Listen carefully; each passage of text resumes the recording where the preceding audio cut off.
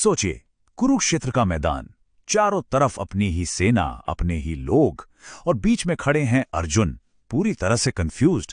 अपने ही लोगों के खिलाफ हथियार कैसे उठाएं? तो चलिए गीता के इसी अहम मोड़ पर चलते हैं और समझते हैं श्री कृष्ण के ज्ञान मार्ग के रहस्यों को। असल में अर्जुन ना एक बहुत बड़ी दुविधा में फंसे हुए हैं।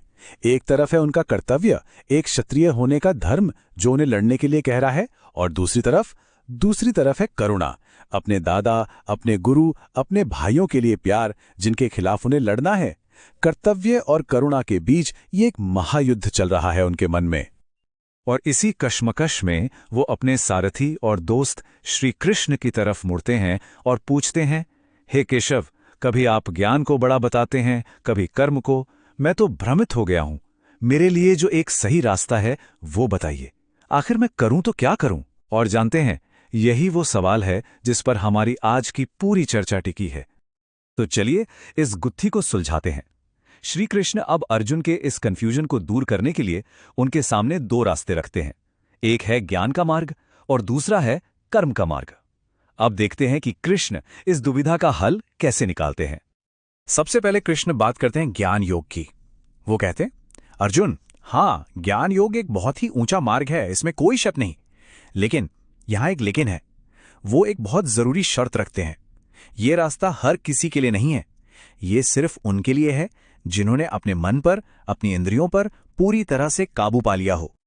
और फिर कृष्ण सीधे पॉइंट पर आते हैं। वो अर्जुन को याद दिलाते हैं, लेकिन तुम एक क्षत्रिय हो, एक योद्धा हो अर्जुन। तुम्हारा स्वभाव, तुम्हारा धर्म, तुम्हारा कर्तव्य, सब कुछ तुम्हें कर्म की ओर ही इशारा कर रहा है। इसलिए तुम्हारे लिए सही रास्ता है कर्मयोग। तो सवाल उठता है कि आखिर ये कर्मयोग है क्या? और अब कृष्ण इसका सबसे गहरा राज खोलने जा रहे हैं। ये वो सीक्रेट है कि कोई इंसान काम करते हुए भी, एक्शन में रहते हुए भी उसके बंधन से आजाद कैसे रह सकता है। और ये गीता के सबसे पावरफुल उपदेशों में से एक है। और इस राज को समझाने के लिए कृष्ण वो श्लोक कहते हैं जो कर्मयोग का दिल है, उसकी आत्मा है। जरा ध्यान से सुनिए। कर्मण्येवाधिकारस्ते मा फलेषु कदाचन मा कर्मफल हेतुर्भूर मा ते संगोस्त्व कर्मणि। इन शब्दों की गहराई को महसूस करने की कोशिश कीजिए। तो क्या मतलब हुआ इसका? बहुत सिंपल। कृष्ण कहते हैं कि काम करना, एक्शन लेना, ये तुम्हारे हाथ में है, पर उस काम का नतीजा क्या होगा, उसका फल क्या मिलेगा, वो तुम्हारे हाथ में नहीं है। तुम्हारा उस पर कोई अधिकार नहीं है। और इसी को कहते हैं निष्काम कर्म, यानी फल की इच्छा किए बिना अपना कर्म करना। इसका सार ये है कि ना तो किसी अच्छे फल के लालच में काम करो और ना ही बुरे फल के डर से काम करना ही छोड़ दो। नहीं, कर्तव्य इसलिए करना है क्योंकि वो कर्तव्य है, बस, किसी फायदे या नुकसान के लिए नहीं।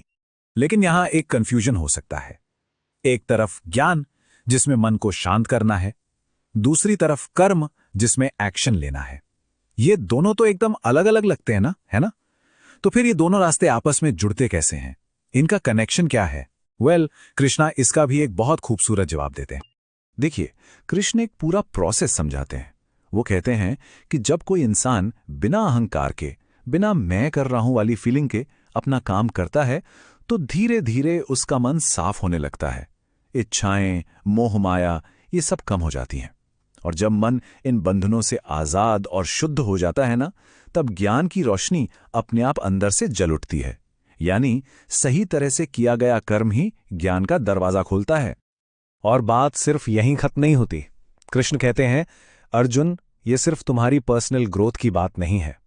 जब तुम बिना किसी स्वार्थ के अपना धर्म निभाओगे, तो तुम्हारे काम समाज के लिए एक मिसाल बन जाएंगे। लोग तुम्हें देखकर सीखेंगे, प्रेरणा लेंगे। तुम्हारा कर्म पूरी इंसानियत के लिए एक गाइड, एक रोशनी बन जाएगा। और इन सब बातों के बाद कृष्ण अर्जुन को एक सीधा और साफ आदेश देते हैं। वो कहते हैं, इसलिए अर्जुन उठो और युद्ध करो। किसी जीत हार के लिए नहीं, किसी पर्सनल फायदे के लिए नहीं, बल्कि धर्म की स्थापना के लिए। यही तुम्हारा सबसे बड़ा और पवित्र कर्तव्य है। तो आज की इस पूरी चर्चा का निचोड़ क्या निकला? इसका एसेंस क्या है? कृष्ण ने कर्म और ज्ञान के रिश्ते का एक बहुत बड़ा रहस्य हम सबके सामने रख दिया है। और वो रहस्य ये है कि ज्ञान और कर्म दो अलग या उल्टे रास्ते नहीं हैं, बिल्कुल नहीं। ये तो एक ही सिक्के के दो पहलू हैं, एक दूसरे को पूरा करते हैं।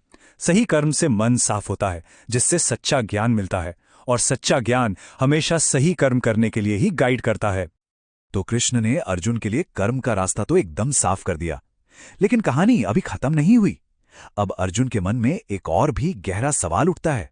आखिर ये शरीर क्या है और इसके अंदर जो मैं है वो कौन है? आत्मा का सच क्या है? इस सवाल का जवाब जानेंगे हम अगले भाग